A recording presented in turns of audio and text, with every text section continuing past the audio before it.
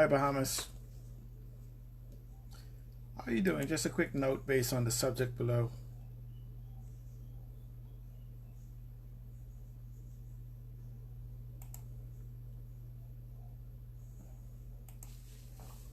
I want to talk to you about Grand Bahama. It seems like we always somehow seem to get the end of the stick, and the sharp end of the stick, actually.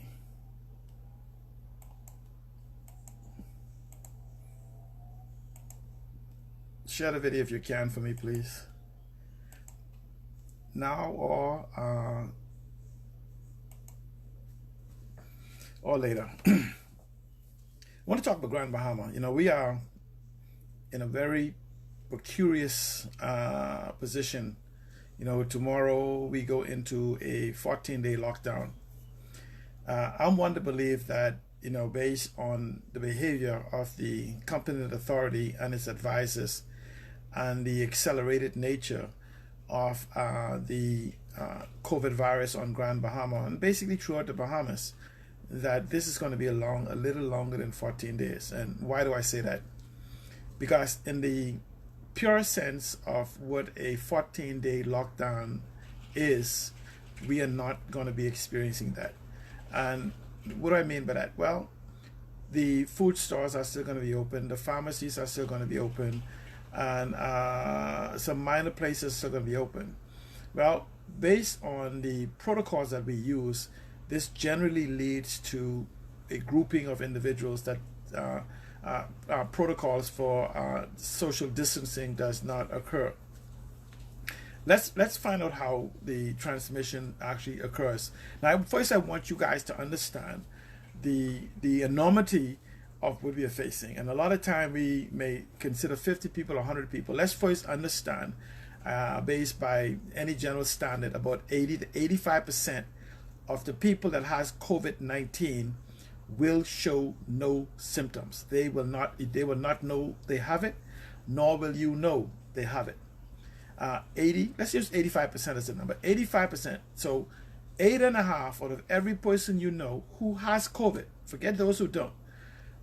8.5 out of every 10 people that you know that has COVID, you will not see any symptoms at all. Period. So you will not know they have COVID, and at most times they will not know they have COVID-19. So this is how it can spread. Now, before I explain to you the tail effect, I want you to understand how simple it is for almost this entire island to be affected. Let's put the island population at 50,000. Now, let me show you how 5 people can infect every single person on this island. 5. Okay? The 5 people start. You have 5 people infected. So what do? Those 5 people come in contact with 5 people. That's level 1. That's 25. Those 25 people come in contact with 5 people. That's 125. Those 125 people each come in contact with 5 people. 600 and 5 times 125 is, oh boy, my math going again. 625? Something like that. 600. 625. Let's go as an example. Those 625 come in contact with 5 people each, and you have 3125. Those 3125 come in contact with 5 people, and when you reach just one hand, you have now reached 15,125 people. Or is it 15,600 people? But either way, so 5 people, if you count them in each day, could infect, in that one 5 deep, could contact 15,000 people. Now let's multiply the 100 people or 50 people or whatever, carriers that have it or whatever. So you could very easily see where in a matter of a week, we can almost infect every single person on this island with 15 COVID people, each coming in contact with 5 people. And on average, each of us come in contact with more than 5 people per day. And so when you begin to look at the TED, everybody on this island is potentially a COVID carrier. Now, what do we mean by that? Well, let's switch over to why we wear masks. We don't wear masks to technically prevent COVID. We wear masks in the purest sense if we have COVID to prevent its spread. And so essentially, when both of us wear masks, if I have COVID and you don't, and I wear a mask, what I do is I reduce the distance of the spread, and you wearing masks, you get to minimize the potential of being infected by airborne. Now let me reason why I use the word airborne. It's very important because COVID enters the body through the mouth, the nose, and in very small instances the eyes. And so if you protect your nose and your mouth, which I'm going to come back to because a lot of us are not doing that, then the only way to reintroduce it if you have your face and protected is through the hands. And this is why hand washing is the primary source of preventing COVID spread by bodily contact. Hand washing is superior to sanitizing, okay? Sanitization is for when you don't have access to washing your hands.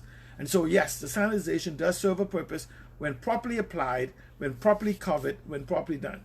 And so before you touch, I've seen people touch their mask, move it, do whatever, after touching their phones, after touching surfaces or whatever. And what that does, it dirties the mask and actually introduces the virus to the surface of the mask, sometime on the inside, and then you put it back on, which then causes your exposure.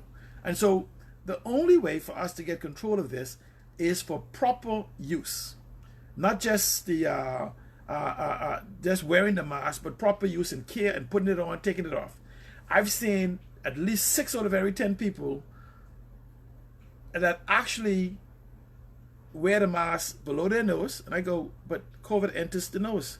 In fact, the nose is one of the accelerators of COVID because it goes directly into the lungs as to the mouth, where it goes into the digestive tract, and then somehow it'll make its way into the lungs. But by entering the nose that you leave exposed, it becomes extremely more viable for you to have COVID. The proper mask is to be covered the complete face and to be sealed. I'm going to see if I can find one close by here. And to actually seal, to be sealed against your face. Looking for a mask that I have here.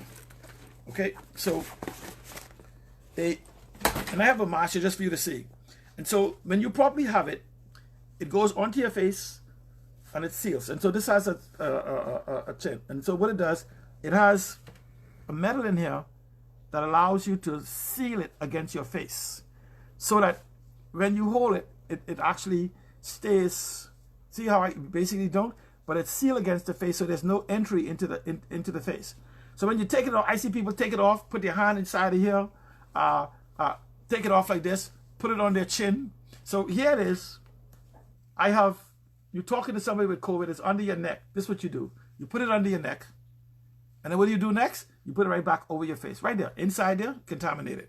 And so essentially I'm saying for us to use the proper etiquette for us to get control of this. And for us on Grand Bahama, it's very important. Believe it or not, do you know if every single one of us wears a mask properly and proper sanitation, I mean properly sealing out, and proper hand sanitation without a lockdown, we could get rid of COVID on Grand Bahama in 4 to 8 weeks, totally eradicated. Okay? But the problem why we're having the lockdown is because we're not following 100% of the rules. We're taking it for granted. Okay? But the reason why it's important for us to get over this COVID lockdown, and I don't think it's the 14 days, we can afford to go beyond 14 days. Many of the businesses on Grand Bahama before September 1st were suffering economic challenges because of the economy of Grand Bahama, 2 decades of neglect and abuse. So here comes Dorian, totally wiping out probably 80% of the businesses on Grand Bahama, because all of downtown, all of the businesses, there was no business on Grand Bahama that was not affected, none. Some have been able to crawl themselves out of the hole. But here's the problem. Here comes COVID. We call it phase 1. Many are screaming that we're in the second phase. I don't believe it. In fact, let me before I come to explain, let me explain to you. Here's what happens. I have COVID, okay? Now, COVID could last from infection up to 60 days. But let's use the 14-day thing that they're using. Okay, good. And coming back to the conversation I had on Grand Bahama, but let's use the 14 days. I have COVID. I am in day 10. Okay? I am asymptomatic. You don't know, I don't know. So now I come to you. I'm in my day 10 and I infect you. Guess what you did? You just began your 14-day. 4 days later, I'm free of COVID because I'm using the 14-day method they're using. Okay, so, but you're now beginning, I'm finished my 14-day and you're beginning your 14-day. Okay, so you notice it now move from 14-day, and when you add my last 4 days, and take away the 4 for you, and you're 10, we are now at 24 days that COVID exists in our society. So now you're going around in your 14-day cycle, and let's say on day 7, you meet someone else. So now on that day, your day 7, they begin their 14-day cycle. So now we just went from my 14-day, adding the 10 and adding 7. So now we had 31 days. And so now you begin your 7-day period past this whole cycle from the time you meet me. And let's say on day 12, you meet someone and now they're infected. So now you just extended it 14 days minus from their 12 days, from your date, you just extended it 14 more days. And so this is why it's important for us to understand the importance of negating as much as possible through proper practices, properly wearing of the mask, not just putting it on your face, not just taking it off, not just putting it on your chin, hanging on your shoulder, hanging on your clothes, not disinfecting your hand every time. Once the mask is on your face and sealed, you should not touch that mask again until you sanitize your hand. And you should try your best not to touch the interior of the mask, or the mask becomes invalid for use again. In fact, I suggest that before you use the mask again, that you sanitize your hand again before you put it back on. Just practice sanitary practices, and we can bring this down. So even after our 14 days, if something is lingering on, the proper application and use of our mask and sanitation could make this minimal and bring this to an end. Which brings me back again to what I said for our conversation with Grand Bahama. Here it is that Grand Bahama businesses were struggling. Here comes the first rage of COVID. And I can maintain that we're still in the first. Like I just explained, we haven't had the second. I think the second is going to come after this goes down, and the surge. And I think we're going to get it right after flu season starts, because it's going to be very hard for us to differentiate COVID from the flu. And so almost everybody can be in a panic. And so if we can eliminate this in the next 4 to 8 weeks, not just Grand Bahama, but entire Bahamas, or minimize it to the most minimal, we won't be able to confuse the flu, influenza, with COVID. Because some of the symptoms are so identical, we could very easily be undetermined what it is. And there's not enough testing in the Bahamas for us to make that determination. Now back again to Grand Bahama. COVID comes. After Dorian, I've totally affected 100% of the businesses. 85% of them is dead or just waiting to be pronounced dead. Here comes COVID. Whammy. Okay? Who is not in critical condition is very much in critical condition or serious condition. Either way, all the businesses on Grand Bahama is now in ICU. Intensive care financial unit. They all there. Now what happens? For those businesses that are beginning to somehow develop a strategy, going all the way back to Dorian, and feeling the blow of COVID, beginning to say, this is how we're going to navigate in this new normal, here comes this surge again. Now, those businesses is going to be without revenue, with the exception of the food stores, the gas stations, and the pharmacies, for very easily 2 or longer in weeks. Those individuals that finally went back to work and is beginning to see some income is now suffering another economic blow. And so it's like blow after blow after blow. But what point of the title of this that we are suffering from. Broken promises. Do you know, I'm not even going to go back for the 2 decades. I'm going to go back for the last governance and this governance. You know, we had a lot of hope for Grand Bahama in this bridge to the future. And for me, the bridge to the future meant that we was going to bridge from where we were in the past of leadership to a new bridge that was going to allow new, innovative, transformative leadership to come to the front. We saw the ego of one man supported by the lack of testicular fortitude and audacity of a political party allowed the people to be left with no choice except what we were giving, the lesser of 2 evils, I should say. And so essentially they chose what was familiar as opposed to what the DNA offered. The DNA didn't come strong enough with a vision that was necessary. They came with a book of ideas, and they're still maintaining their book of ideas. But what we did in Grand Bahamas, we wiped the slate clean. And how do we wipe this? Why we wipe the slate clean? Because on the election leading up to May, we were promised transparency, because that other government was not transparent. We was promised that they will be accountable. We were promised that they would possess integrity. We were promised that they would be non-corrupt. They would be for anti-corruption. We was promised that they will exist in a freedom of information. Now, and this was promised even in laws. You know, I've always had the position, if you need a law to make a man transparent in leadership, then you don't need that man. If only the law will cause him to be accountable, him or her, we don't need them. If we need the law to cause them to have integrity, what do we need them for? You need a law? If you need a law to stop them from being corrupt, what? You need a law for freedom of information? We don't need a law. We don't need any laws for this or for previous administration, more so this administration, to be transparent. You don't need a law. They just can do it. It has to be within them. It has to be the character of their leadership. We don't need a law for them to be accountable. Well, we're not going to be accountable to you because there's no law that requires us to. Are you telling me that we need a law to make the leaders of the F&M possess integrity? We need a law to make them be non-corrupt? We need a law for them to present us with freedom of information for when they represent us? They only have to be honorable. That's all they have to be. They have to just be honorable. So apparently, we've been attaching titles to people undeserving of the titles. See, I was told as a young man, when you put an idiot in a suit, you have nothing more than an idiot in a suit, because the suit doesn't change him.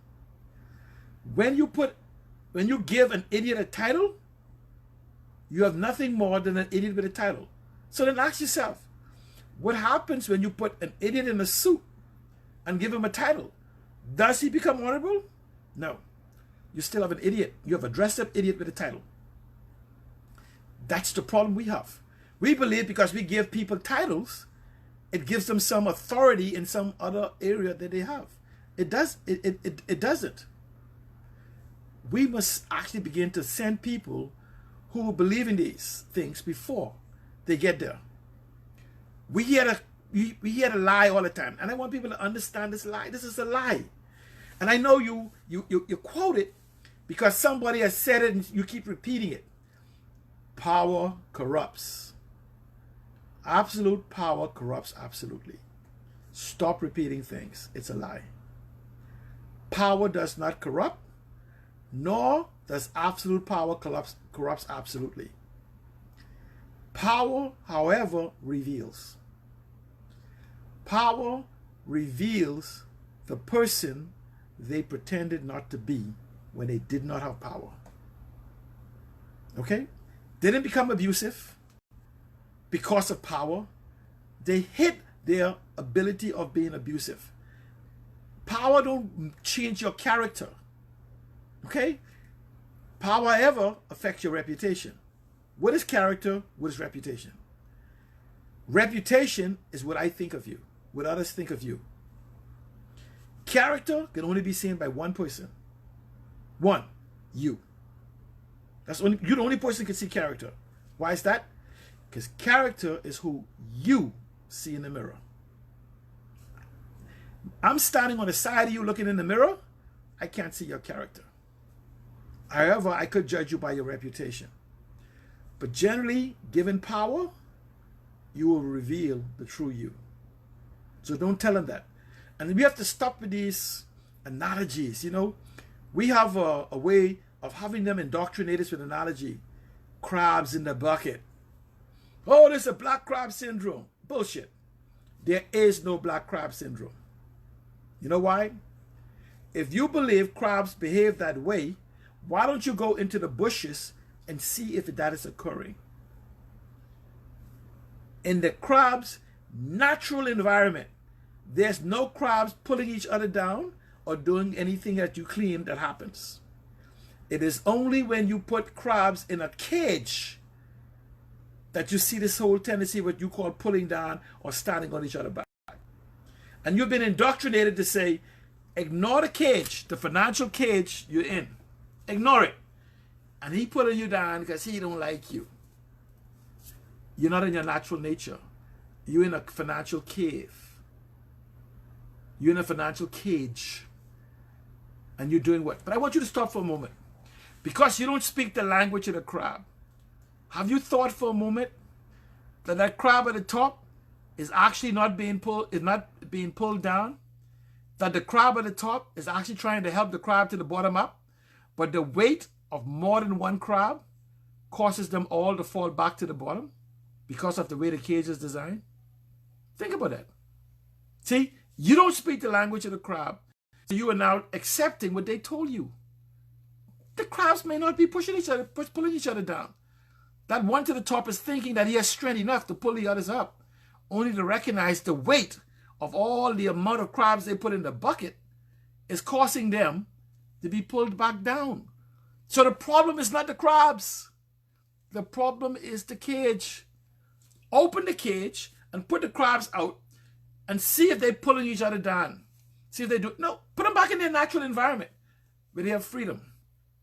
So stop allowing these things they say to us to shape our thoughts. Because it's called conditioning. They condition you to believe certain things. Before I get back to my subject, I want you to think about, because you've been hearing things. You heard a book about the pot calling the kettle black.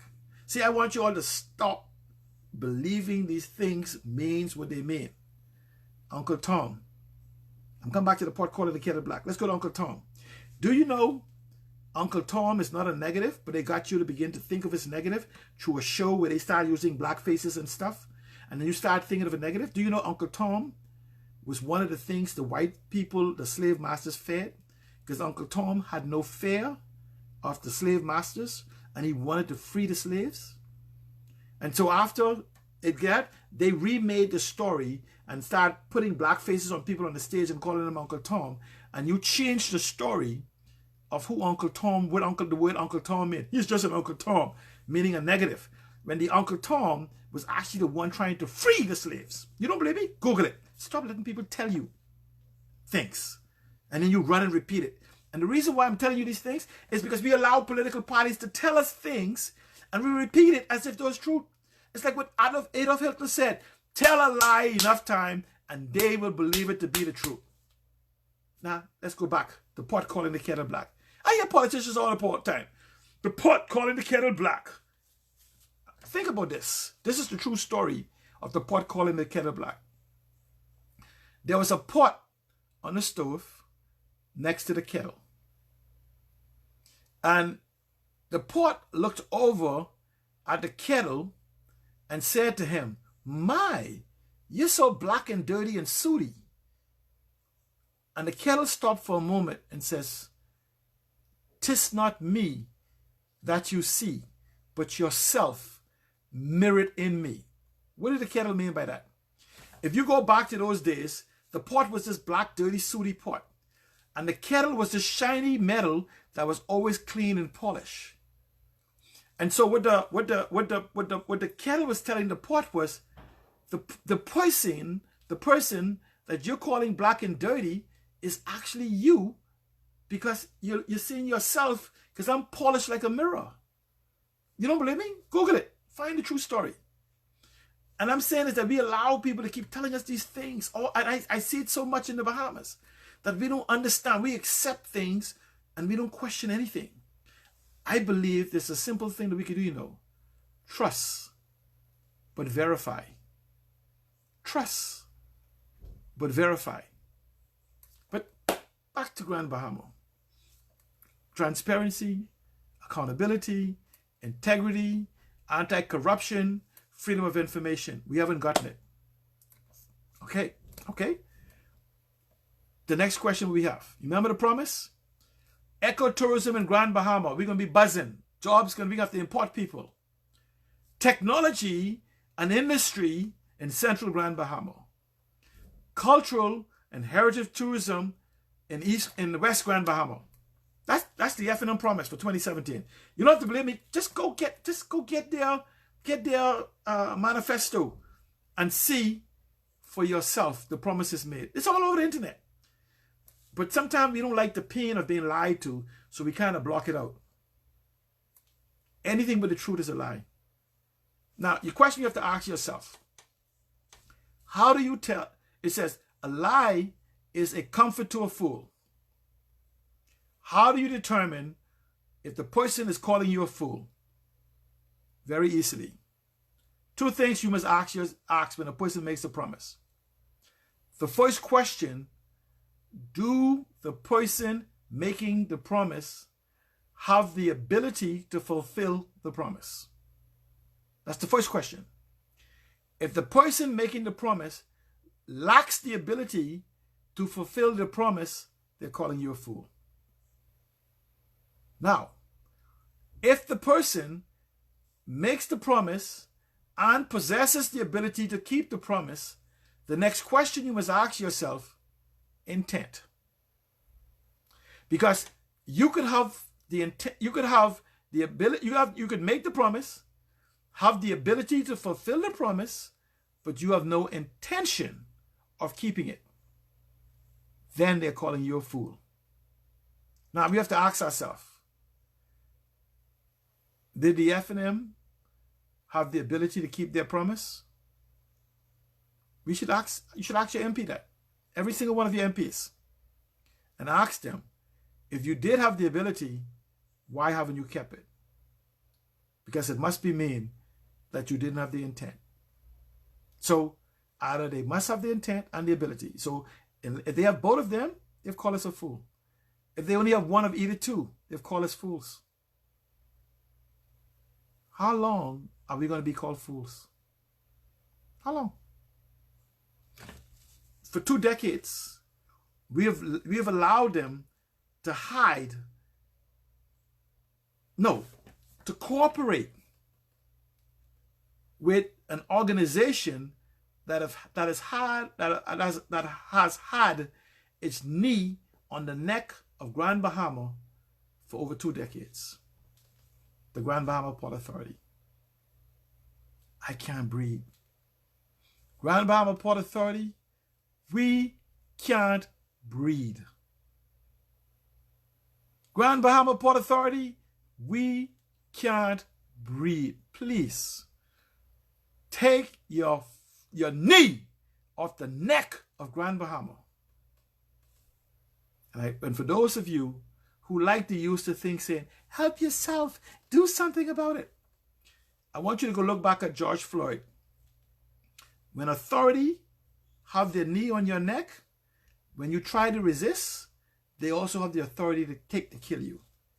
Why didn't George Floyd do something about it? Tell me. Help yourself, do whatever. Why didn't George Floyd help himself?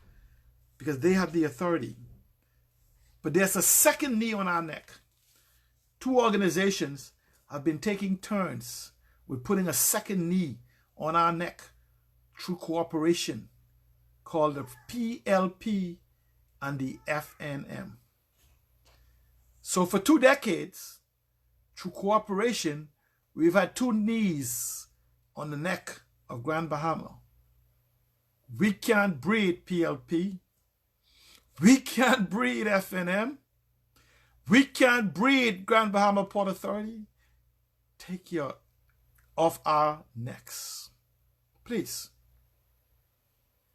But it's coming a time when they're going to try. See, 1 knee on our neck is not sufficient to keep us down. This is why the PLP and the FNM take turns either holding us down or participating with their knees on our neck. We're coming very close to the time when they're going to take a break and we have to decide who will put the next knee on our neck. Why? Where's the promises made? Where is the ecotourism in East Grand Bahama, the technology and industry for Central Grand Bahama? Where is the cultural and heritage tourism for West Grand Bahama? Where's the promise of freedom of information? Where's the promise of integrity? Where's the promise of accountability? Where's the promise of anti-corruption? Where's the promise of transparency? You want to talk about transparency? Where is the blueprint for Grand Bahama? Where is the McKinsey report and a number of other reports that we, the Bahamian people, paid millions of dollars for? They tell you that you are to build your businesses, your family life and everything, but they hide the very information for you to get a comprehensive understanding of the ecosystem, the environment for where you are in. And what do? We have married ourselves to identity politics. And what identity politics does, it causes you to lose your identity, whatever gang or whatever organization you're in. And you lose your identity. And you start saying shit like, I am a PLP. I am an FNM. And the newest garbage, I am a DNA. When the hell you became a political party? Think about it. When did you become a political party? You lose your identity. It's called identity politics. And then you begin to defend the position you are, because now you begin to become almost like them against us. You begin to lose value that you could stand and think for yourself and identify yourself and question the things that they do to you and fail to do for you. Think about it. The PLP has done exactly what the FNM is doing to us. But the FNMs who spent 5 years screaming at the PLP, they are incompetent, they're corrupt, they're hiding information, they this, they that. The FNM is doing the same thing or worse. And you FNMs are defending the very thing that you cried foul on during the 5 years of the PLP. How sick that is. Identity politics. So what happens is it allows both of them to get away with keeping their knees on your neck. Because what it does is you're somewhat embarrassed. You're afraid to say, because this is my party. This is what I supported. I supported the FNM in the last election. Advocated for them. I've been embarrassed from day one. Because they have kept everything that is needed for the development of Grand Bahama, and they have supported the albatross around our neck and on your neck, called the Grand Bahama Port Authority. And until you begin to recognize what the problem is, it says, you cannot manage what you cannot measure. You cannot measure what you refuse to acknowledge.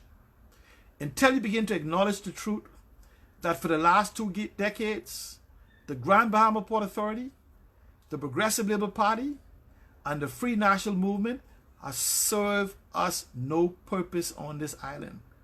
Look at where we are. Look at the potential we possess. One of the deepest harbors in the world. Everything that Hutchinson Whampoa does. One of the most ideal places for medical tourism. Do you know that Hutchinson Whampoa is well vested in the medical tourism industry? One of the best places for all type of tourism. especially the new tourism model that just came into the world. Do you know Hutchison Whampoa, 50% owner of the DevCo, is also one of the largest hospitality companies in the world? Do you know that the Grand Bahama is ideal for global telecom stationing for data and all these other things? Do you know the partner of the Grand Bahama Port Authority is one of the largest telecommunications company in the world? Why are these things happening? Do you know the Bahamas is one of the most digitally prepared countries in the world? Do you know Freeport? I'm not talking about Grand Bahama yet. Freeport is about 20 square miles smaller than Singapore. You know, we always referring to Singapore, Singapore, Norway, Estonia. Okay? All these countries referred to are not prepared even today as we are back then or even now. So why isn't anything happening? Either it's intentional, or this is the level of incompetence, ineptitude, incapability, and corruption that we've ever seen. Clearly, I can't be the only one. And I challenge you. I challenge you to call the Grand Bahama Port Authority, 350-9000 or 9900, whatever the number is. And I want you to ask for the office of the Prime Minister, Ian Roll. And I want you to say, we need the Grand Bahama Port Authority to do two things. First, the bullshit that Seattle has been talking for the last decade and a half, we need you to come out and say is not possible, and he's been talking shit for 15 years. The second thing you want from them is you want them to tell us what's now and what's next. I told you COVID may be the nail going into the coffin for Grand Bahama businesses. This episode. So ask them. We've given you hundreds of millions of dollars, into the billions now, of tax concessions. And what do we have? Absolutely nothing we could identify as economically viable on Grand Bahama. Jobs of slavery, import of individuals.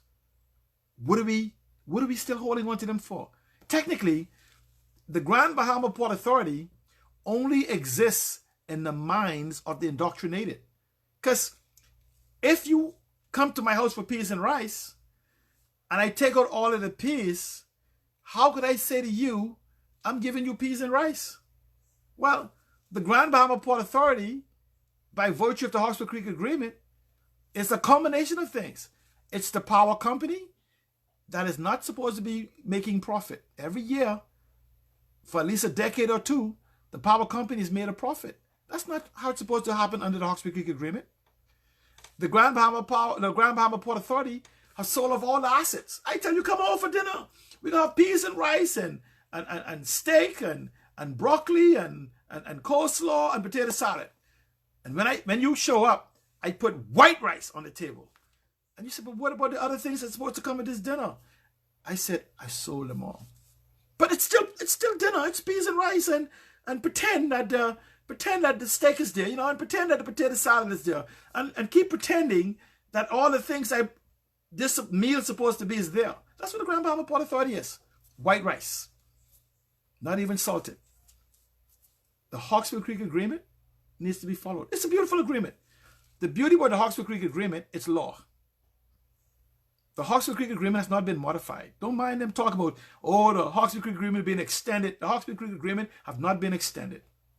There are some concessions that reach what is called sunset. It died in the Hawkesbury Creek Agreement. So what have we done? It calls for some things to happen. So what we did? We have passed laws to delay the implementation of these things that's supposed to happen. Because those things that's supposed to happen undermine the control, not just of Freeport, but of what they have on the Bahamas. I'm not going to go into the details. I'm going to come back with the Hawkesbury Creek Agreement, but I want you to understand this. Let's use for one example, where they're supposed to pay real property tax. You cannot pay real property tax on Grand Bahama unless you create a land registry. But you cannot create a land registry for Grand Bahama under the Hawkesbury Creek Agreement unless you create a land registry for the whole Bahamas. So how is that bad? Well, if you create a land registry, you may find out where the millions of crown land that you thought you owned is. And you'll find out that you don't own it. So do you see they rather give away billions of dollars in taxes in Freeport than to have you know the truth of how you've been lied to, bamboozled, and led astray since 1990 at least? Because they could have done this.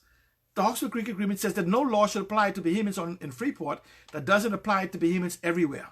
So when you create this land registry, for all y'all who've had land taken from you by the Grand Bahama Port Authority and signatures and all these other things come up, all you have to do is tell them follow the Hawkesbury Creek Agreement. And in fact, you don't have to just tell them to create a land registry. But then you'll find out where the Prime Minister gets his power from, and many people in this country has gotten their wealth from, to your detriment. These are simple things. F&Ms. Let me ask you a question. Is it too hard for you to demand a land registry? Why? Because it's your party in? Or it's only going to be a good idea if the PLP wins in 2022. Then a land registry become a good idea. And for you PLPs, it becomes a stupid idea for a land registry. Identity politics. But Grand Bahamians, we at the cup, economic debt, a painful one. The government of the Bahamas, I would imagine this now, we may have a population of 50,000, maybe as low as 30. But in the instant the government said we had to feed 14,000 people on Monday. Consider the jobs that is gone. Consider the jobs that is going. Consider the investments that is happening. For those of you who believe that cruise ship's going to come here next week, I got a Brooklyn Bridge to sell you right here in Freeport. You don't have to go to Brooklyn for it. I can sell it to you right here. It is invisible until your check clears. For those of you who believe that the method of tourism of the mega hotels and your union leaders who is crying saying, the carcass is beginning to stink. That hotel has been dead for over a decade. The government from day one of that hotel has been sustaining it. You've been taking money out of one pocket to pay for the other. Grand Bahama, however, in the proper context, can be the savior of the Bahamas. I'll challenge anyone. But for you guys, you political fanatics, don't bring stupidity, which I call slingshot, to an intellectual gunfight. Okay? I want some intellectual gunfighting. So move aside and send your leaders. You know the ones, the 5 MPs and the 3 senators we have on the island? You know, they're the ones who supposedly have the authority to act on your behalf. Send them. See if they're stupid enough to come to a gunfight with a slingshot. They're the ones that have the keys for the car, you know. So why are you afraid to demand from them the blueprint from where we're going? Why are you afraid to demand from them what is necessary to rebuild your life? Because you happen to wear one of the colors? You happen to wear this one because it's in, so you're going to be quiet. So you're going to wait till one of these get in, and then if the yellow get in, you yellows will be quiet. If the green get in, you green will be quiet. Why we can't come together to change the Bahamas and give up on the 5-year celebrities? Isn't it funny that for 5 years, I want you guys to think about this, right? Where's your MPs from 5 years ago that's no longer in office? 10 years ago, 15 years ago, where are they? Aren't they the ones who are supposed to build the country? Well, even if we voted them in, they're on this boat together. Why aren't they building? What happened to all of the wonderful ideas they had when they had the title of ministers with them? Why aren't they implementing them now?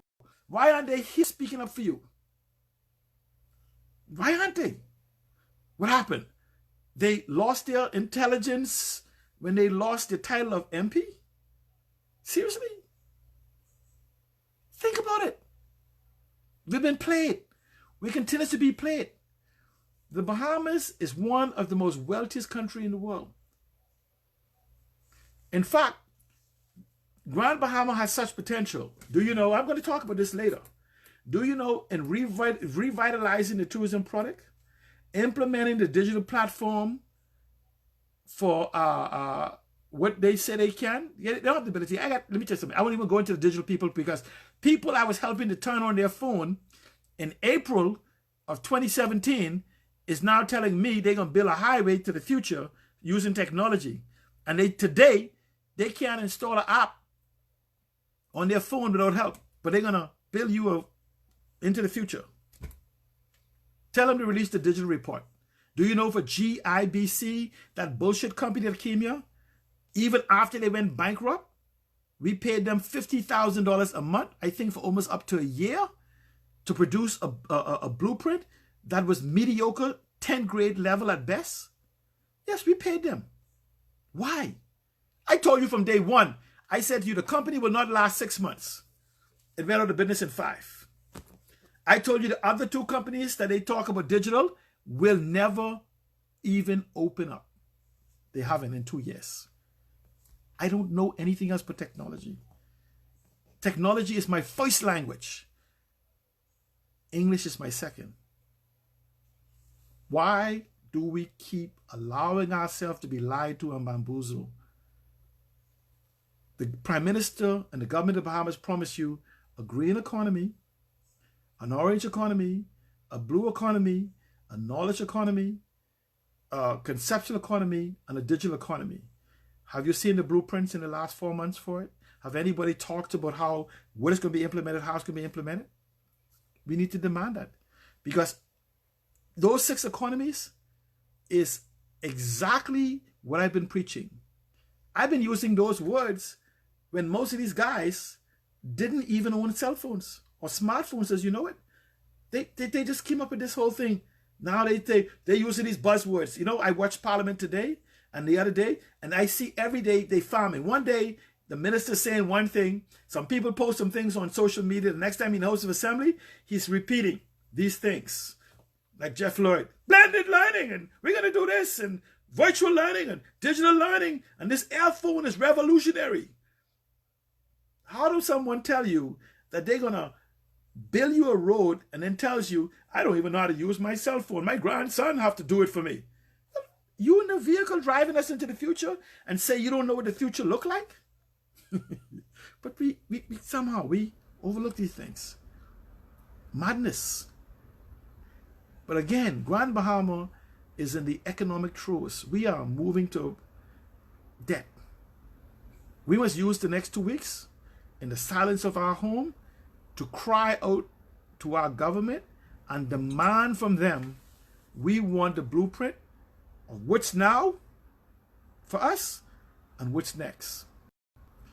And from the PLP and the DNA, we must ask them, what would you do now?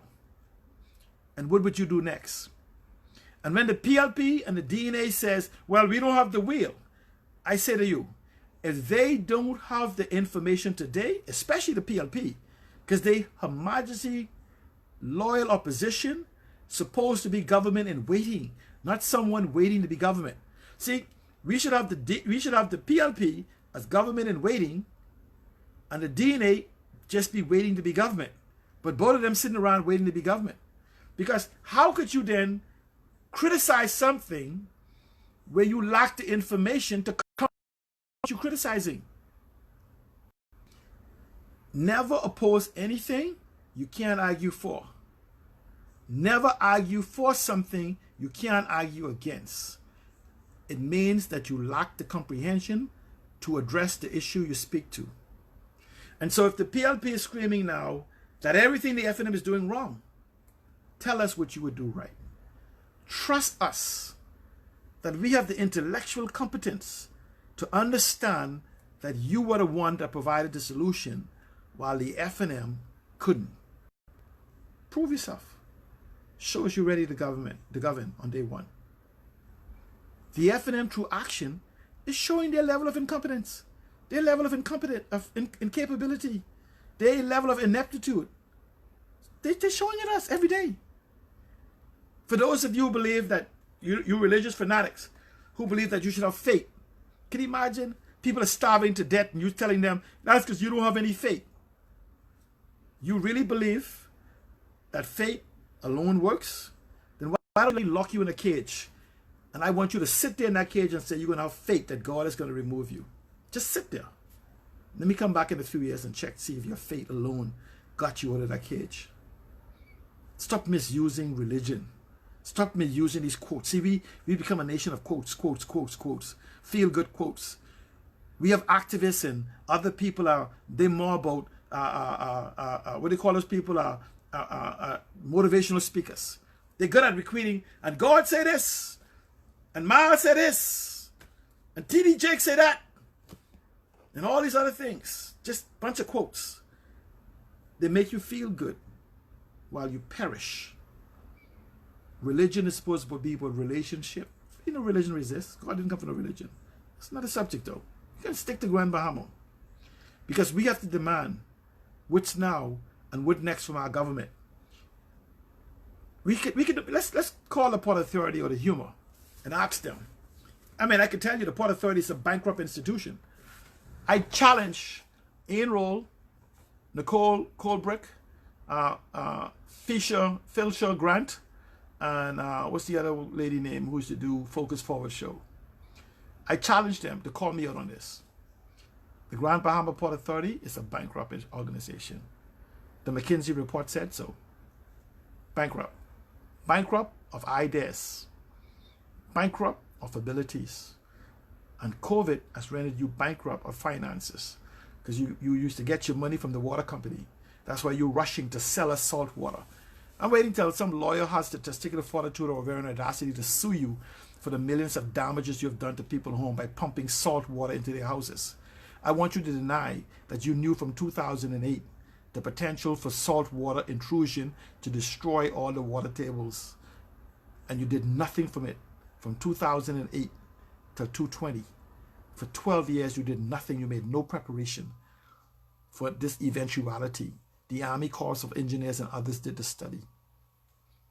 And what do? Trying to generate revenue, you pump millions of gallons of salt water into people's house, destroying their appliances, destroying their water heater, corroding their shower heads and their water faucets and their sinks, and the salt get in the air and corrode their stainless steel refrigerators and microwaves and the salt. Yes, pumping salt water.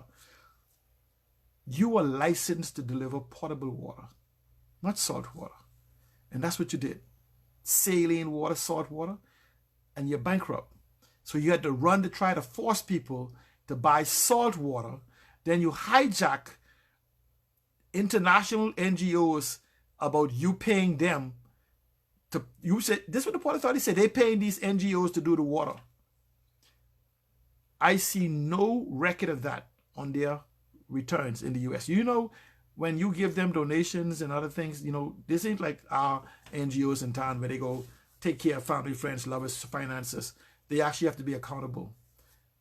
I see no 100,000, no 50,000, no anything donated by no Grand Bahama Port Authority or any associated companies.